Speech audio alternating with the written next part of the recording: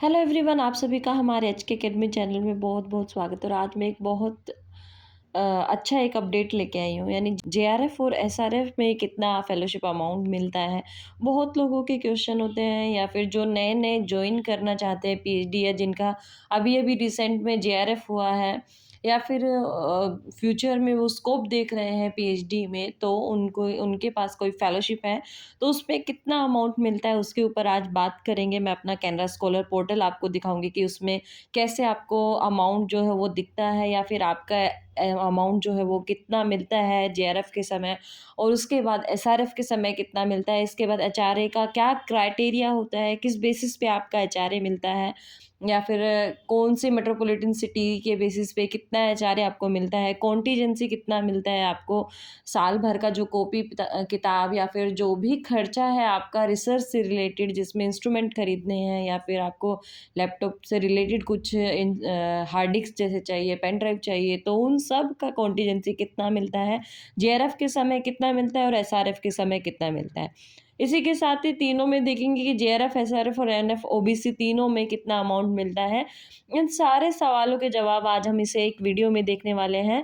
और वीडियो अगर आपको पसंद आए और अच्छी लगे तो हमारे चैनल को ज़रूर सब्सक्राइब कर लें। चलते हैं हमारे कैनरा स्कॉलर पोर्टल पे।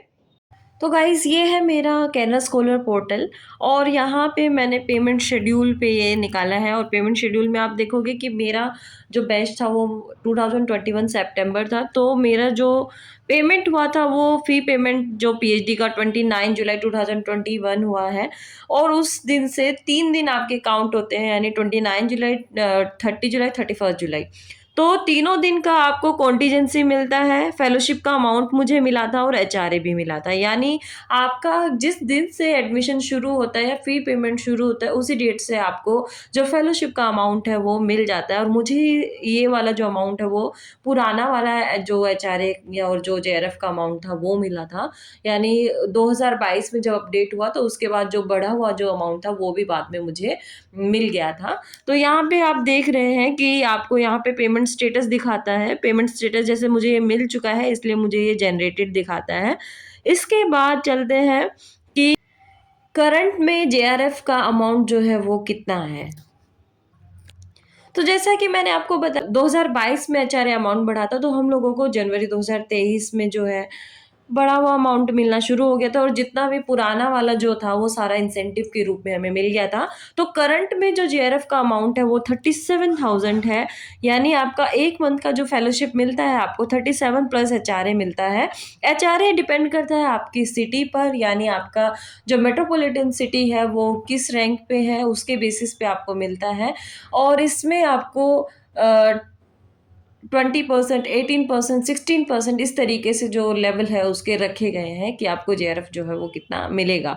तो यहाँ पे मैं बात करूँ बीएचयू की, क्योंकि जो मेरा जो पीएचडी है वो बीएचयू से चल रहा है, तो उसमें मुझे जो अमाउंट मिलता है, पहले मुझे 18% मिलता था, लेकिन 1 जनवरी 2024 से जो जेआरएफ का एचआरए का अमाउंट है बीएचयू का बढ़ गया है। अब मुझे 20% जो है एचआरए वो मिलता है।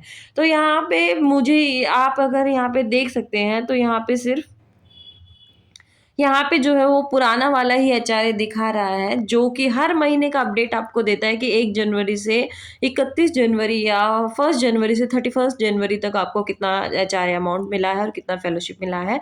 और सेम कि यहाँ पे जनरेटेड दिखाएगा अगर आपको ये फेलोशिप मिल चुका है। उस समय की कॉन्टीजेंसी की बात करें तो उस जनवरी 2023 में जो कॉन्टीजेंसी है वो हमें 2500 रुपये या 2500 रुपीज़ जो है वो मिल रहा था।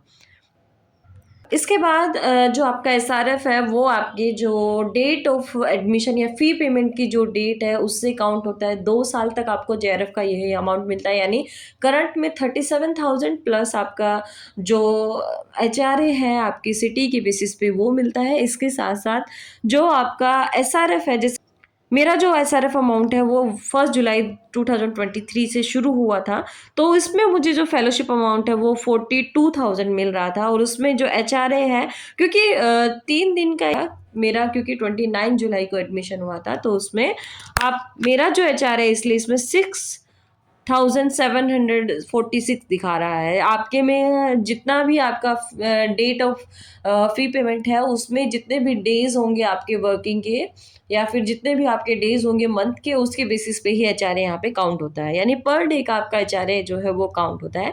इसके बाद आप अगर करंट का अगर एचआरए देखेंगे तो वो और भी बढ़ गया है थोड़ा, क्योंकि यहाँ पे भी मेरा जनरेट नहीं हुआ है बढ़ा हुआ एचआरए, जो 20% अभी बढ़ा है, इसलिए यहाँ पे शो नहीं कर रहा है। यानी जो जनवरी 2024 से एचआरए बढ़ा है वो अभी यहाँ पे मेरा अपडेट नहीं हुआ है। लेकिन जो फेलोशिप अमाउंट की मैं बात करूँ तो 42,000 रुपये आपको एसआरएफ अमाउंट मिल रहा है करंट में। और कॉन्टीजेंसी की मैं बात करूँ तो 5,125 रुपीज़ यहाँ पे आपको कॉन्टीजेंसी मिलता है पर 3 मंथ पर, यानी 3 मंथ का आपको 5,125 रुपये मिलता है। आपका जो भी खर्चा है स्टेशनरी से रिलेटेड, आपके इंस्ट्रूमेंट से रिलेटेड, आपके लैपटॉप से रिलेटेड या आपके रिसर्च से रिलेटेड, उन सारे का 3 महीने का जो खर्चा है वो आपको 5,125 रुपीज़ यहाँ पे मिलता है। और ये जो पेमेंट शेड्यूल है कैना स्कॉलर पोर्टल पे, ये बहुत अच्छी सुविधा है कि आपका जिस दिन रजिस्ट्रेशन हुआ है उस दिन से लेकर आपका जो सबमिशन का टाइम है उस टाइम तक सारा का सारा जो है यहाँ पे अपडेट करके दिखाता है। और अगर आप कंटिन्यूएशन आपने नहीं दिया है तो यहाँ पे आपको सर्टिफिकेट इनिशिएटिव या फिर अप्रूवल पेंडिंग दिखाता है, तो आपको वहाँ पे जो है अपडेट करना होता है।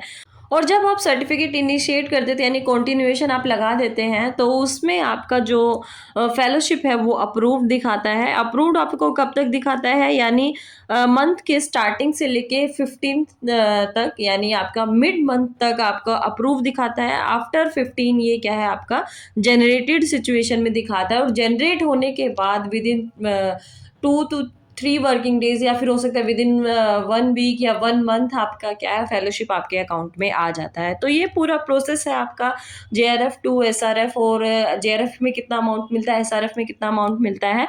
अब बात करते हैं एनएफएससी एनएफओबीसी में कितना अमाउंट मिलता है। तो एनएफएससी और एनएफओबीसी में दोनों में ही आपका जेआरएफ जितना इक्वल अमाउंट मिलता है, यानी आपको फेलोशिप एसआरएफ के समय 37,000 ही मिलता है, एचआरए जितना आपका सिटी है उसके बेसिस पे ही मिलता है, कॉन्टीजेंसी जितना जेआरएफ वालों को मिलता है उतना ही मिलता है। सेम ऐसे ही एसआरएफ में होता है कि एसआरएफ आपका 2 साल के बाद होता है। एनएफएससी में मैंने इसके एनेक्सर भी आपको भेजे हुए हैं, इसका वीडियो भी मैंने आपको दिया हुआ है कि एनएफएससी में जेआरएफ से एसआरएफ कैसे कन्वर्ट होते हैं, तो उसका अगर आपको लिंक चाहिए तो मैं उसको डिस्क्रिप्शन बॉक्स में मेंशन कर दूंगी। और इसके साथ साथ क्या है, एनएफएससी में जब आपका एसआरएफ हो जाता है उसके बाद आपको जेआरएफ टू एसआरएफ में जो अमाउंट मिलता है यानी 42,000, और एचआरए जितना मिलता है आपकी सिटी के बेसिस पे उतना ही आपको एनएफएससी और एनएफओबीसी में अमाउंट मिलता है। तो ये था एक छोटा सा अपडेट कि आपको पीएचडी के अंदर कितना फेलोशिप अमाउंट मिलता है। और ये मैं बात कर रही हूँ आपके जो ह्यूमैनिटीज़ या सोशल साइंसेस के जो सब्जेक्ट्स हैं उनके अमाउंट की। तो अगर वीडियो आपको पसंद आई हो तो लाइक कीजिए और वीडियो को शेयर कीजिए अपने उन दोस्तों के साथ जो पीएचडी करना चाहते हैं, और या फिर जो अभी प्रोसेस में आ रहे हैं पीएचडी के लिए, या फिर जिन्होंने अभी एडमिशन लिया है पीएचडी में। और अगर वीडियो पसंद आई हो तो इसमें कमेंट कीजिए कि आपको पीएचडी के जो अमाउंट है वो मिला है या अभी नहीं मिला है, या कितना समय हो गया है आपके अमाउंट को जो, या फिर डिले हो गया है, या फिर इंसेंटिव आपका आ रहा है या नहीं आ रहा है, उससे रिलेटेड अगर किसी की क्वेरी है तो वो मुझे कमेंट कर सकता है। और वीडियो पसंद आई तो लाइक कीजिए, एचके अकेडमी चैनल को सब्सक्राइब करना ना भूलें। मिलेंगे नेक्स्ट वीडियो में, तब तक के लिए थैंक यू।